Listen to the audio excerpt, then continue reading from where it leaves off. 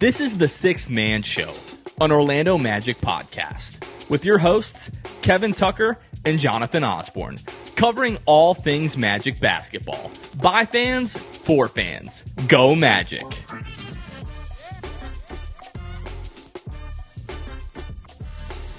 What's going on, Orlando Magic fans? We are back. This is the Sixth Man Show. My name is Jonathan Osborne. As always, joined by my co-host, Kevin Tucker. We are back, Kevin. What's going on? We are almost back, Jonathan. I'm going to pump the brakes here. I love the excitement. I love the enthusiasm because, yes, I do believe we are almost back. Jonathan, of course, referring to the soon return of Franz Wagner, which we'll talk about. But he's not officially back, which means we're not officially back. I have to protect myself, protect my heart, and wait for that moment. When it actually happens, that'll be exciting. But yeah, glad to be here. Jonathan, since we last talked, it's like snowed in a lot of the Southeast. Like where I am, there's like 3 inches of snow just on the other side of this wall, which is the trippiest, weirdest thing ever. We got friends in the Panhandle who are dealing with snow too. It's a crazy time.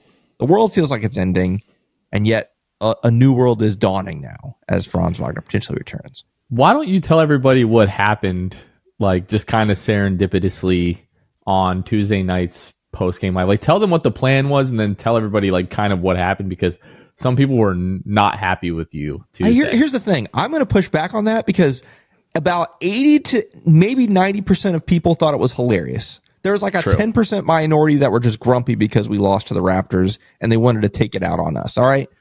So here's what happened. Okay. The Magic have been losing games really badly lately, right? Like everybody knows that. It's not been fun. Losing ugly, losing bad, losing by a lot. And not necessarily because the team is bad, although I think some players might not be playing well. Tuesday night, if you ask me, and we're going to talk about it, the team was just wrecked with injuries, right? You had 8 guys out there, blah, blah, blah, all the things. You guys know.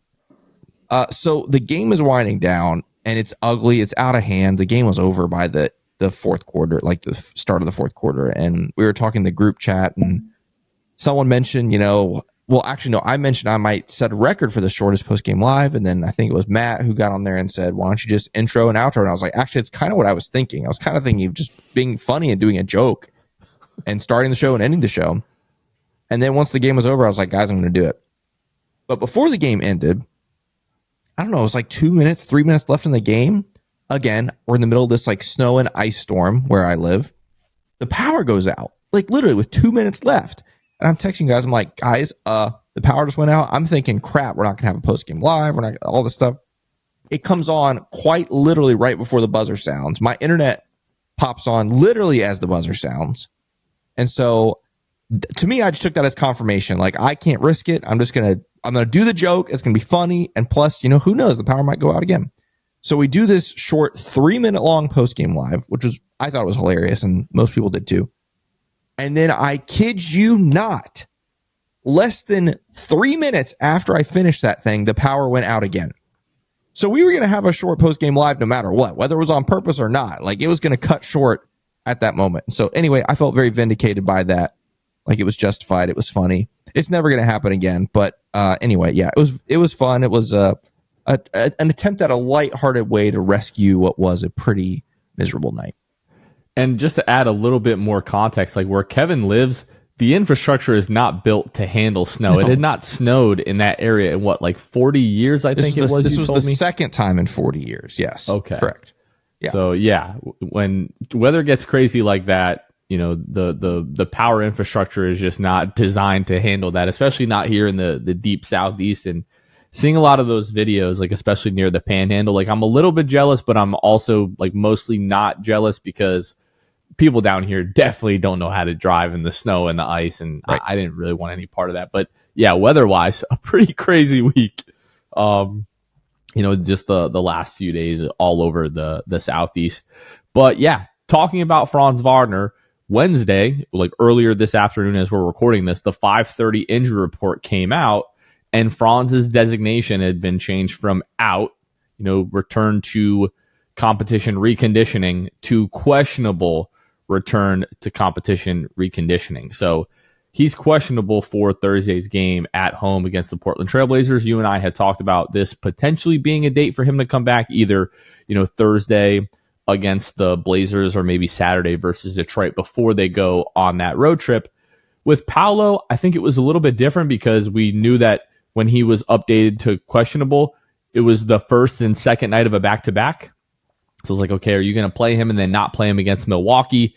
This is like, if you do play Franz on Thursday, he'll have Friday off to play Detroit again. We'll talk more about that. Do we think he's going to play? How we think he's going to look? All that kind of good stuff a little bit later on.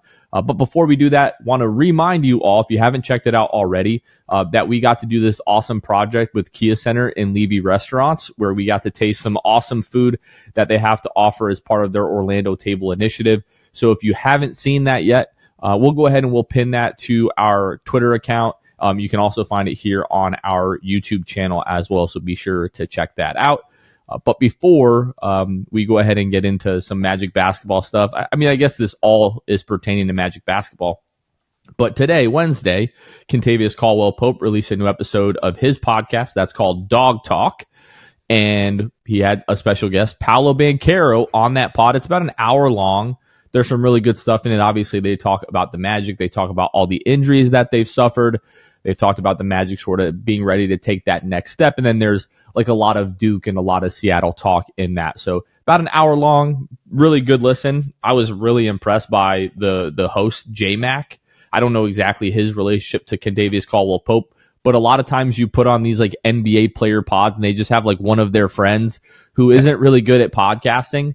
But I that was my first time actually listening to Dog Talk, Kevin, and I was really surprised. But there were some good quotes that came out of that, like Kentavious Caldwell-Pope talking about he saw Orlando was ready to take that next step. You know, that was one of the things that brought him here. And him and Paolo saying that, hey, if this team was healthy, they're 1 through 3 seed right now. And you and I have talked about that a lot. So hearing that from those guys and knowing that they believe that too is pretty exciting to hear. Yeah, it's not only like the whole what if, like, hey, if we were healthy, we think we're a top 3 seed, you know, blah, blah, blah. It's like you said, the belief, the self-belief that tells me like they also feel it.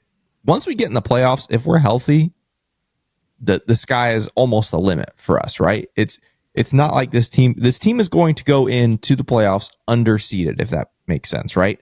They're going to be better than I think their seed indicates, hopefully, right?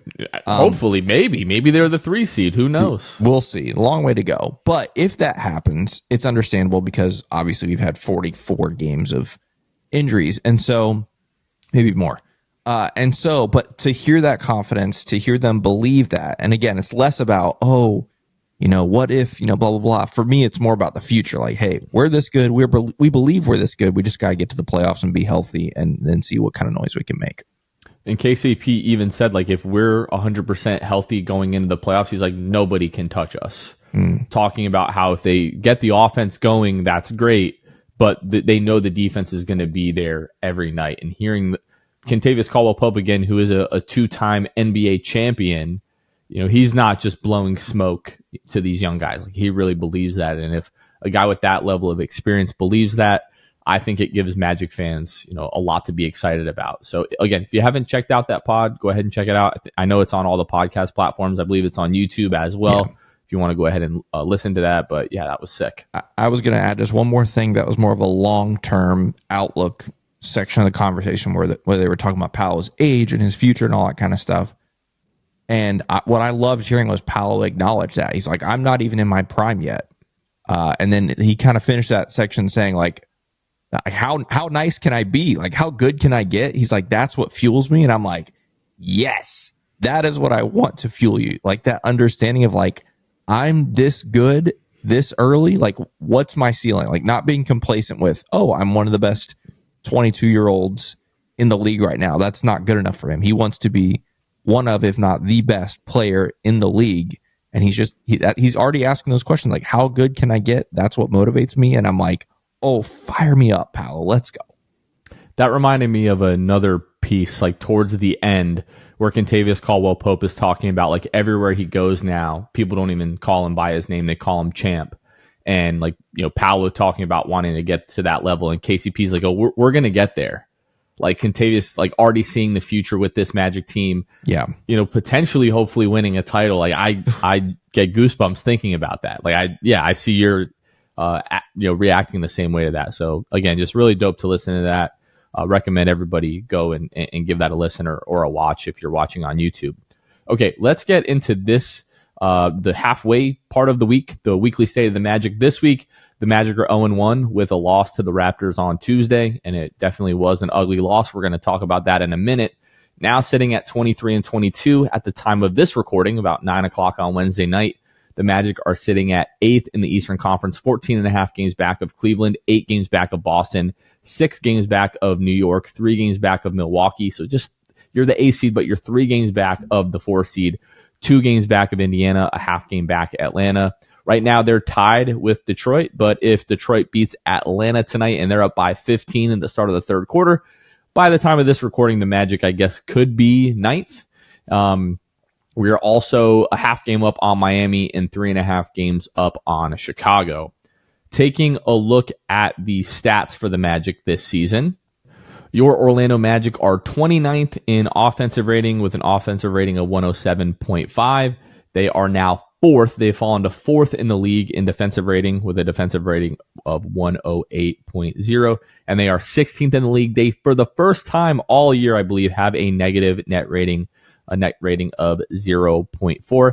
And taking a look at the injury report, we talked about Franz being upgraded to the questionable status, the return to competition reconditioning, Mo Wagner out with the torn ACL.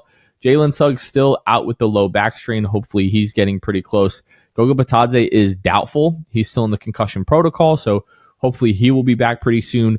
Cole Anthony missed Tuesday's game with the illness that's going around this team. Jonathan Isaac played a few minutes on Tuesday before he left the game due to the same illness. He is questionable for Thursday's game. Jet Howard is questionable for Thursday's game with the left ankle sprain. Mac McClung is out. And then Gary Harris is questionable for Thursday's game with the left hamstring strain. Kevin, you and I wanted to talk about this. Tuesday's shoot around when the Magic were in Toronto ahead of the game, Gary Harris was interviewed after the shoot around and he was asked like how he feels, like is he going to play tonight? And Gary basically said like, I don't think that I'm playing tonight. And some people took that as like him ruling himself out. What I think is more likely is that he was made aware by the medical team that it was probably unlikely that he was going to play. But my assumption is that the Magic probably would have preferred him not be the one to break that news and to have waited for the official injury report come out. But it didn't quite sit right with a lot of Magic fans. It didn't upset me as much as it did some people, but I am just sort of fatigued at this point of Gary not playing and then to sort of like nonchalantly say, oh, I don't think I'm playing tonight. I do understand how some people were frustrated by it. I don't know that my issue is with Gary, like personally, but it's just like we're at this point of the season and he's missed, almost as many games as Paolo. It feels like it's got to be close. I'll pull up the exact numbers, but how did you sort of react to that? My initial reaction was stronger than it ended up being. Like now I'm pretty chill about it. Like I agree with you. I think it ultimately came down to, I mean, I don't want to analyze it like he's a stand-up comedian, but like the delivery, I think, is what probably ultimately set people off. You're right. I don't think the Magic want him, talking about him being out before he's officially out. But the fact that he said it is one thing. The fact that how he said it, I think I agree. Like he was just so chill and nonchalant about it when in the grand context of the Orlando Magic right now, like, yeah, if we've got 14 healthy guys and you throw that comment out there, I don't think anybody bats an eye. But the fact that we were going already into that night, probably going to have 9 guys, 10 guys maybe, and then you say it with that, kind of delivery, I think is what really set Magic fans off. And I think part of it also is, like you said, he's just missed a ton of time over the last couple seasons. And so I don't think it was malicious. I don't think Gary Harris is a lazy guy. Like I don't think any of those things. I just think it's a highly unfortunate set of circumstances that surround him and surround those comments. That being said, we need Gary to come back like ASAP. I'd like to think it's not Gary keeping himself out. I don't think that's the way it is. I do believe it is the medical staff. But man, he's got to come back, right? He's got to come back soon. He said it. That's the other part of that. At the end of that comment, he did say, I feel like I'm close or something like that. But we need him to come back, and hopefully when he comes back, he plays better than he did in the first half of the season, and he can win back some Magic fans that lost him yesterday. And to this point in the season, he's played 20 games, so he's only played 9 more games than Paolo. But I think the reason that it feels like he's missed so many games is because he's played 3 games since Thanksgiving, essentially. Yeah. And so 20 games this year. He played 54 last year, and he played 48 games the year before that. So we're just at this point where it's every year Gary is missing multiple like significant stretches. And yeah, especially for a team, I don't mean to make this about Gary because it's really a team-wide issue for a team that's just missed so many guys. And it's like, man, if we could just get 1 or 2 more like real rotation guys back, it feels like it could make a big difference. And regardless what you think about, Gary and the way that he's played this year, like a guy shooting 35% from 3 right now absolutely would help this team. And a guy who is still an above average defender and just another veteran presence on this team. And he's there on the bench, but it's just always different when you've got a jersey on, in my opinion. Yeah. So yeah, I think initial reaction, it just didn't feel great. But again, I think more of where the level of frustration comes from is probably the team is like, dude, like you don't need to be breaking. Like there's all types of like strategic reasons that they hold guys' designations out until right before like the game. Like you don't want them to know that there's only 3 guys that they're going to have to, game plan for and all that kind of stuff or whatever the case may be. But hopefully Gary Harris is back relatively soon. This episode is brought to you by our friends over at Jam Hot Chicken, who are proudly serving the city beautiful. Jam Hot Chicken is bringing jams, culture, and hot chicken to the heart of Winter Park. Jam Hot Chicken is a Nashville and LA-inspired hot chicken shack, locally owned and operated in Winter Park, Florida, by die-hard Magic fans, by the way, located over there at 400 West New England Avenue, Suite 13 in Hannibal Square. You can follow Jam Hot Chicken on all social media at Jam Hot Chicken. And check them out at jamhotchickenfl.com. You can access their menu, order online, and find all things at Jam Hot. You can also order them on Uber Eats. So if you're local to Winter Park, but you don't want to leave the house, but you still want that hot, savory, delicious goodness, the tangy heavens that will, just be so great to eat. Basically, I was going to say something else, but it would have been not great to say on this podcast. We try to keep it family friendly. But once again, a big shout out to our friends over at Jam Hot Chicken. Stop by and let them know that the guys over at the 6-Man Show sent you. Also want to shout out Joshua Beckett, Sir Sundown, Daniel Anderson, Barry, Edmund Lagone, and Bruv Sal. Those are 5 of our Hall of Fame and elite tier patrons. Patrons are the people that financially support the 6-Man Show. They're all in, right? They're such believers in our mission of raising up new Magic fans and growing this community that they said, hey, we want to help make it possible. And so big shout out to them and to all of our patrons who do that. To find more information about our Patreon, you can go to patreon.com/The6Man Show, where you can see the different tiers that we have available. We also shout out brand new patrons, and I'm super happy to shout out this particular patron. This is a brand new patron, Emma White, who joined at the Hall of Fame level. She joined our Discord and said in Discord, hey, been listening to you guys for a long time, which is all amazing. Thank you for the support, all those things. But she said the 3-minute post-game live is what sealed the deal for her. And I was, once again, feeling very vindicated for that moment and just the attempt at comedy that it was. I'm not a very funny guy, but I was like, we need some comic relief. And for the couple people that were grumpy out there, to hear that Emma White decided to join the Patreon because of a 3-minute post-game live makes me so happy. So anyway, thank you, Emma, for joining, and thank you for the support. If you'd also like to join the Patreon, again, you can go to patreon.com/The6Man Show. Check it out, and let's get back to the episode. Now, before we talk more about Franz and we really pick up the vibes on this pod here and, have a little bit more lighthearted conversation and, actually have something to look forward to and be excited about for the first time in what feels like forever, let's go back and let's talk about this game from Tuesday against the Toronto Raptors. Early in the game, Kevin, it felt like it was going to be a fun night. Going back to January 3rd, when I think the Magic made, 19 threes against Toronto and routed them on the way to a victory. early on in this game, it felt like that. The Magic were up 21 with about 4 minutes to go in the first quarter. But all of a sudden, Toronto starts to get hot, and what was a 21-point lead is just down to 13 by the end of the quarter. And we have talked about Jamal Mosley incessantly this season about how fantastic of a job he's doing.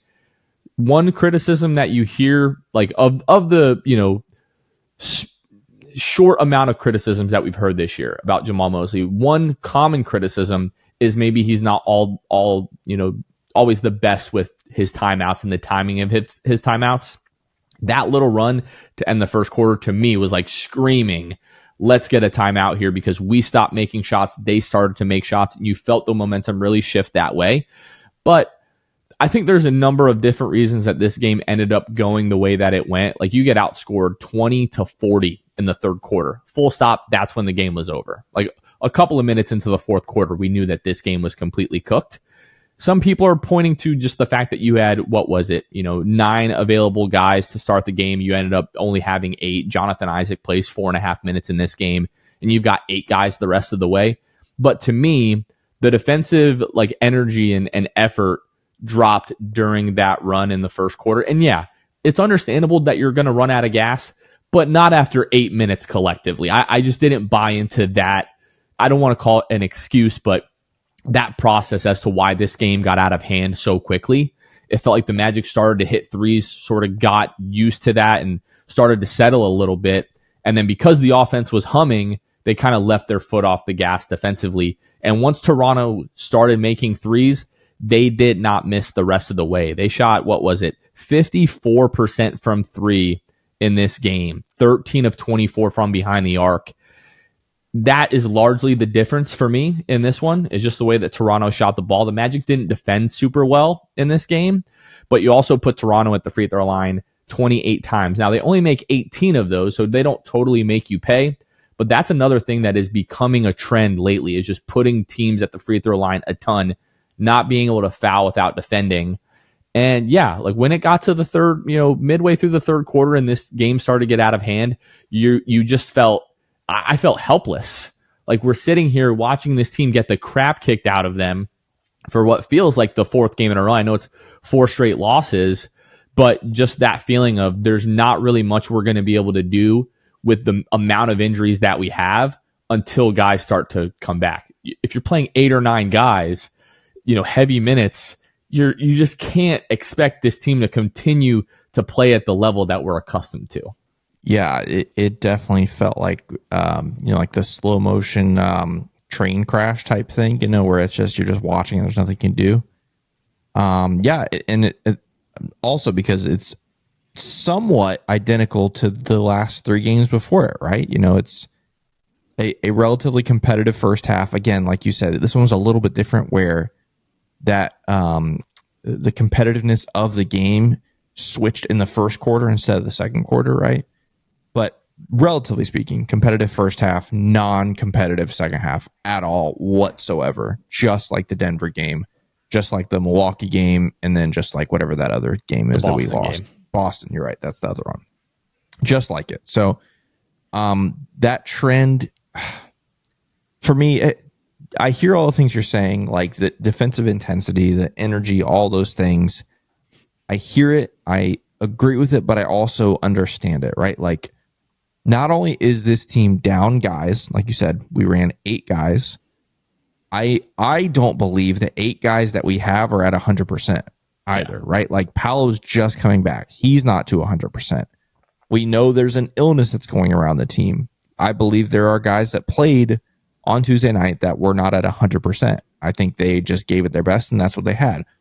And let's just be honest, right? Like, I don't want to say this is no shade to but Caleb Houston played 27 minutes in this game. Like, what do you expect from Trevelin Queen? Played 23 minutes in this game. I love Trevelin Queen. I think he's been a great story for this team this season, and I think he has a role on this team. I think he's more than a 2-way player. But if those guys are combining for 50 minutes, you're probably not in good shape. Okay, and so there's only so much from this game I want to take away from it. I think this team is just wrecked. And that sucks, right? Like you said, there's nothing we can do about it. And so hopefully, like you said, getting bodies. Eventually, there's going to be gaps in the schedule where guys can rest up. But yeah, it was a really, really tough one to watch. But at the same time, it felt like pretty much par for the course for how the last week and a half has gone. Yeah, I think what I'm most interested in seeing is how quickly we can get away from some of like the bad habits that we've seen form. Yeah. Not only these last 4 games, but like immediately as Franz went out, right? Like we were having these miracle comeback wins, but you were getting down big in first halves and having to fight your way all the way back. It's been a while since the Magic were like ahead in games for a significant portion of the game, right? Like it's basically been almost 2 months since that was happening with somewhat regularity. You're going to get guys back, but it's not like you're getting all of these guys back at once. Like you're going to get Franz back. Maybe shortly after you're going to get Goga back and Jalen back and Gary Harris back. Obviously, you're not going to get Mo Wagner back. But if you get enough of these guys back over the next week or so, I want to see those habits turn around pretty quickly. I don't want to see the high turnover games, which, let's face it, we probably will still see those because it's been an issue of this team even when they're healthy. I don't want to see the lack of defensive energy and the lack of defensive focus that we've seen in putting teams at the free throw line. The 3-point shooting is what it is. Some nights it's going to be really good. Sometimes it probably won't be so good. We're hoping that we get stretches where, for 5 or 7 games, it's really good and you can win 5 or 6 games in a row. But that's what I'm most looking forward to now is like once guys get back, like how quickly can we flip the switch and get back to the standard of Magic basketball? Because you're not going to put the blame on any one person, but if we're just being honest, we are not playing to the standard right now. And they might just be physically incapable of playing to the standard. Like you said, yeah, we had 8 guys that were quote unquote healthy to play in this game, but I'm not convinced that everyone is healthy either, right? Like Tristan da Silva took an elbow to the face the other night, a huge gash over his eye. How much is that affecting him? I don't know. But sometimes like you might not be all the way sick, but you're a little bit sick. You might not get it as bad as some other guys, but for this to be an illness where J.I. plays 4 minutes, tries to give it a go, and is pulled from the game, I don't know if this is a stomach bug. I don't know if it's some type of like respiratory virus. But usually when you see a guy try to give it a go and then is pulled that quickly, usually it's some type of stomach-related whatever. We don't have any type of confirmation, purely just speculating. But, I mean, don't get me wrong. There are some guys who I'm just like, this guy is not it. And I don't want to like speak specifics because, hey, at least those guys are playing right now. Right. But there are quite obviously some guys who may not really be NBA guys at this point. And there's other guys who we kind of have expected to step up in the absence of others, and they are just absolutely not at all. Like even in spurts. And I would give them a pass if it was like, oh, well, sometimes, but there's like a couple of guys, one guy in particular that I'm just like, I'm over. And I'm ready for other guys to come back. And you're not going to name him. It's Wendell Carter Jr. Like he has just been... I'm just so tired of the up and down, like point blank at the rim, missing layups, missing multiple layups. Like it's driving me crazy. And once Goga comes back, I fully expect Goga to be the starting center again. Maybe if Wendell is with that second unit and is really playing a lot of like the Mo Wagner minutes in the role, which a couple weeks ago he was looking pretty good in. But like, yeah, It's frustrating because we've seen Wendell be so good at times, and it's just he's one of the most inconsistent guys on the roster lately, and it just drives me crazy. Yeah, 7 offensive rebounds on Tuesday, but as you said, some of those should have been putbacks, and they weren't. Put it that way. Yeah, they were his own offensive rebounds from missing layup, literally 3 inches from the rim. This leads me to something I saw a couple people mention this on social media, and I think they're 100% right. Here we sit, 8 guys Tuesday night. This is not a one-time event. Like, this team has been reeling for weeks now. And here we sit with an open two-way spot. Like what is going on there? Like, why hasn't Jeff Weltman found somebody, right? Not saying they're going to be great, not saying they're going to be, but Trevelyan Queen is a two-way player, and he's been serviceable.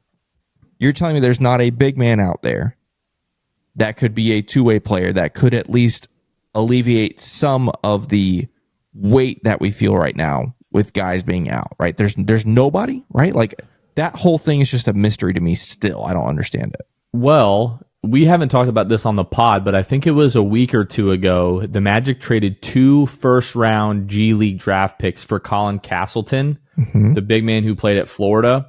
So people are sort of thinking once the Magic get home and they're able to acclimate him a little bit, that is a guy. I mean, you trade 2 first-round picks for a guy in the G League, a guy who I believe was on a two-way for Memphis earlier this year.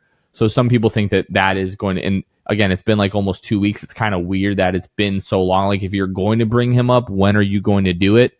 But presumably now that they're home, maybe we will see that. So that is like another, big guy that we could add to the roster, but that's nothing that has been made official yet. Yeah, but for me, and I'm not going to sit here and pick apart Jeff Weltman. I think he's done a great job. I trust him.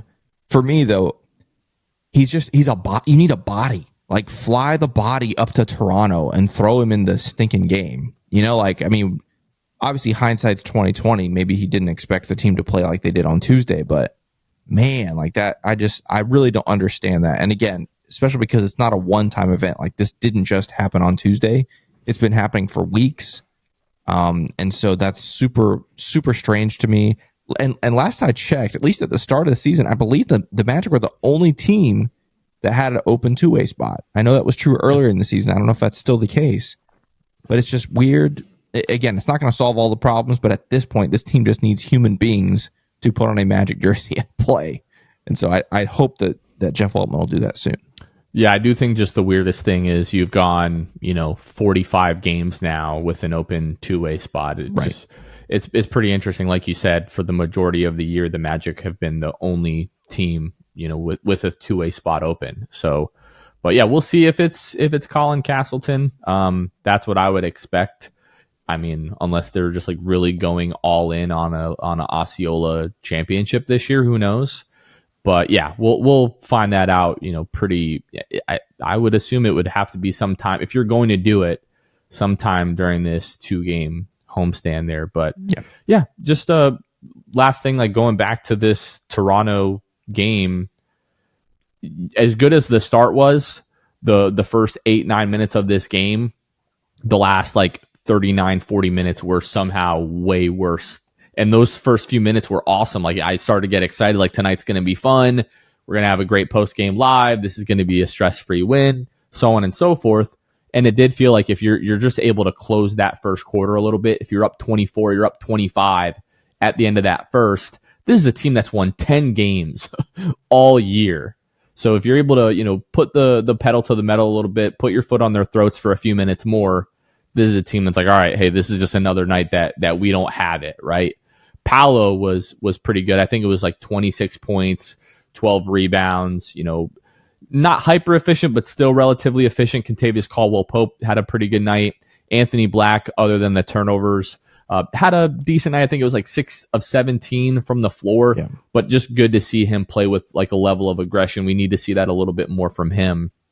But really what we're looking forward to the most now is the potential of Franz Wagner coming back on Thursday. And again, Wednesday afternoon, we got that notification that his status has been upgraded. But Kevin, do you think that we actually do see Franz back on Thursday? And do you think it's different from the Paolo situation at all? Here's the hard thing. The Paolo designation change also came on a Wednesday. But like you mentioned at the top, that came on a Wednesday before a home back-to-back, right? Like the Magic were playing Thursday, Friday. And he missed the Thursday game. And so here we sit, same thing. Franz designation changes on a Wednesday. Magic have a home game on a Thursday, but the difference is the next game after that is on Saturday. I don't know. I think it was pretty obvious going into the Paolo thing that he was going to play Friday and not Thursday. It feels interesting for them to notate him as questionable. But yeah, I think I'm going to predict he comes back Thursday against Portland. Like, if I'm them, I'm trying to picture it. Like, you put him as questionable to see how he does during morning shoot around, to see how he does during, pregame stuff, and then he goes, I guess. I don't know, but I'm sure I'll say he goes Thursday, but who the heck knows? That's not even an educated guess at this point. I'm going to say he does come back Thursday for a couple of reasons. One, you're not coming or going into a back-to-back, and just the state of this team and just how badly we need bodies. We needed bodies when Paolo came back, but I think everybody would agree that it's significantly worse, where we are now. The fact that you've got 7 or 8 guys whose status is basically up in the air, whether they're questionable or doubtful or just out, right? So I do think the injury status of this team makes a difference. And I also just think like this team is at a different, even though that was, 2 weeks ago, whatever, when Paolo came back, you're just at a different point in the season right now. Like when Paolo came back, you were 22-17. You were still the 4 seed or the 5 seed, I believe. Yeah, because I think that loss to Milwaukee jumped them over us. So you're still the 4 seed when you bring Paolo back. But now, like, we could wake up Thursday and be the 9 seed, and all of a sudden you're sitting at 23-22, and you've got like really 5 straight very winnable games in Portland, Detroit, Miami, Portland, Utah. And then you even have a few more. I know they're on the road, but like Golden State, like you have with Paolo and Franz. Are you kidding me? You have very much a chance to win that game at Sacramento. Like we're talking about like 7 games here where, if the Magic were fully healthy, you're probably favored in every single one of those. So if Franz is able to come back and sort of pick up where he left off, my goodness, even get Paolo in the starting lineup so we don't have to see Paolo being double and triple teamed right now. Get a little bit of, attention off of Paolo. So for a lot of reasons, like I said, you're not going into a back-to-back, the state of the injuries of this team, and just the fact that, like, hey, if there is any point in the season where you're kind of desperate to get a guy back, I mean, correct me if you feel differently, but I feel like this is kind of we're at the most desperate point of the season. I know as a fan, I feel the most desperate to start getting guys back. Like that was the hardest part watching Tuesday, was like, there's nothing we can do, and this isn't going to get better until we get guys back. And now there's a pretty significant chance that Franz could be back on Thursday, and I just can't wait to have our very 2 best guys back. And I'm hoping that the rest of the guys aren't too far behind. Right. And let's remember this too. Like, we haven't had these guys back together since October 30th, right? And even then, right, like that was when Franz started to get sick, supposedly, that Wednesday game in Chicago. Or was it? I think it was that Wednesday game in Chicago. Yeah, Franz was sick a little bit earlier in the year, but like they had both not really like hit their stride. Like they were playing together, but like right. Franz was nowhere near the Franz that we saw, a handful of games after Paolo went out, and Franz was sort of like all the way back. So we've yet to see these guys both on their A game this season. Right. And that's actually something that they mentioned in that KCP Dog Talk episode 2, was like, Paolo was like, if you ask me, we haven't been fully healthy since game 1. And he was like, remember what happened game 1? Like we beat the brakes off of the Miami Heat in Miami. Which, by the way, times. Take me back to that night. That was awesome. Anyway. What was it? Gary Harris had like 18? Yeah. I remember when Gary could do that. Anyway, yeah, so just the idea of them playing together for the first time, like I said, since the end of October, just gets me fired up. But for me, it's like, how much between Thursday and Saturday, how much more improved can Franz's situation be, right? Like, either he's good to go Thursday, or, I mean, I don't know. That's the part that for me, I'm like, okay, I think it's gonna be Thursday.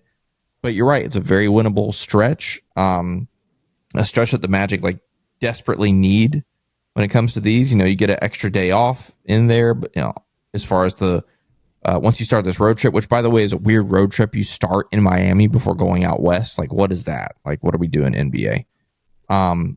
The West Coast. At least they get the extra day off in Portland. Right. That's what saves it for them. But it's still weird. It's got some winnable games, like you said. It ends very, very difficult. I think this next month might be like the most winnable stretch of the season. It is, for sure. Absolutely. Starting Thursday. From here to the end of February is like definitely the best stretch of the season. But the end of that road trip is very tough. You're playing 3 games in 4 nights, Golden State, Sacramento, Denver on a back-to-back. Of course, Denver on the second night of a back-to-back. I mean, tale as old as time, right? But the first part of it... Wasn't it the same way last year with all those guys down, like the double overtime game? Was it the next night in Denver? I don't think it was. I don't think it was a back-to-back day off. That one, yeah. But it was Sacramento to Denver. Same thing. Yeah. But I think it was a Wednesday, Friday thing. It was a Wednesday, Friday, yeah. Wow, I'm such a loser. Man, okay. Anyway, good times. I think just get Franz back for the first time with having both these guys together for the first time since Halloween. We'll just hopefully start to fix some of the issues that we're seeing. And Paolo, who's sort of been on a minutes restriction, we should see his minutes start to tick up a little bit. Yeah. Franz, I mean, if Paolo is any sort of like measuring stick in that regard, Franz should be around like 26 minutes a game, 26, 27 minutes. So if Jamal can find a way to always have one of those guys on the floor, I just can't help but smile to think how much of a difference that will make offensively. If we don't have to see a Anthony Black, Caleb Houston, Wendell, Jonathan Isaac, like Tristan Da Silva lineup, I'll just be elated with that. It'll make such a big difference, I think, for this team. And then especially just like if the games haven't been close lately in the fourth quarter, but being able to have both of those guys on the floor like the last 5 minutes of a close game. And it's going to take Franz, again, time to reacclimate. Maybe not as long as Paolo. It feels like Paolo's like just about there, right? But if it's just all about whether or not Franz can play at the same level that he was playing at, to start the year. Not even in terms of like efficiency, but just that level of aggressiveness. I don't want to see Franz back to being Paolo's sort of second fiddle and like deferring. Like it very much can be 1A, 1B. It can be a Batman Superman thing instead of a Batman and Robin kind of thing. So yep. I'm really excited to see that. And hey, we've all seen the chatter on social media, whether it be Magic fans or, outside of our little Magic community bubble, of people already trying to start the stuff of like, oh, Paolo's better, Franz is better. Paolo's more important to the team, Franz is more important to the team. This is my take, and Kevin, I don't know what yours is, and we don't have to devote a ton of time to this. It doesn't freaking matter. We have both of them. Who cares who is better? They're both incredible. They are both all NBA caliber players. I could care less about who you consider the better player. We have both of those guys. We should not, compare them to each other. We should not tear down one to try to make the case for the other one. All of that stuff is just so counterproductive. And just remember, these guys are on social media. They search their names. They see everything. The last thing in the world that you want to do is try to form any type of wedge between Paolo Banchero and Franz Wagner. Think about, I don't even want to think about where we would be without either one of these guys.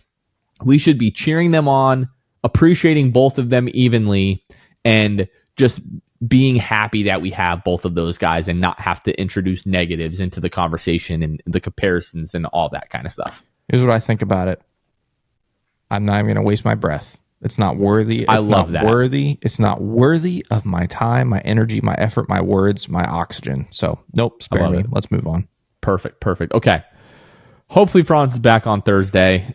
It will just be so freaking awesome. Do you think they play, like, do you have a song in mind if they do that for Franz as well, which I'm assuming they'll do something special? Well, it's tricky because you just did this, 2 weeks ago. It's not if it's not 99 red balloons, I'm going to be mad. You can't bring back, the Undertaker thing, right? Like you can't do the Undertaker. Right? Okay. So like, I don't know if there's some really cool, German song that we don't know about that would like make him feel, a little bit of like what's that band Rammstein? A little bit of that. Yeah, exactly. Yeah? I don't know. I don't know either. Or what if they play what's the song from the Wagner Brothers documentary? Oh yeah.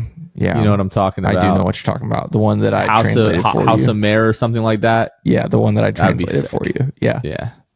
Yeah. But yeah, fake translation. I don't know. Like, you want to tell everybody what you told me that song meant? No, I sure don't. Here's the thing though, right? Like you can't do nothing. You can't do something. You have to do something. So I don't know. I have no idea. That'll be interesting. But like you said, hopefully it's Thursday. And look, if it's Saturday, fine. It's Saturday.